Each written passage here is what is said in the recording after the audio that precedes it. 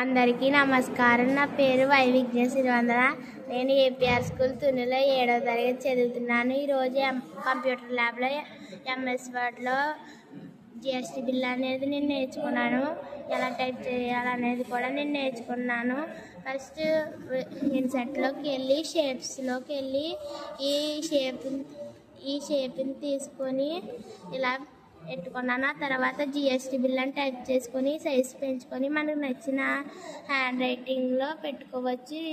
ఇన్ని విధమైన hand writings ఉన్నాయి, మనకు నచ్చిన హ్యాండ్ రైటింగ్లో పెట్టుకోవచ్చు. ఆ తర్వాత లెఫ్ట్ సైడ్ ఏమో బిజినెస్ నేము, రైట్ సైడ్ ఏమో జిఎస్టీ నెంబర్ అని పెట్టుకొని ఈ విధంగా నేను ఇలా టైప్ చేసుకున్నాను. ఆ తర్వాత ఈ టేబుల్ ఎలాగ పెట్టుకోవాలంటే ఇన్సెట్లోకి వెళ్ళి టేబుల్ నొక్కితే మనకు ఎన్ని కావాలో అన్నీ పెట్టుకొని ఎన్ని కావాలో అన్నీ పెట్టుకోవచ్చు.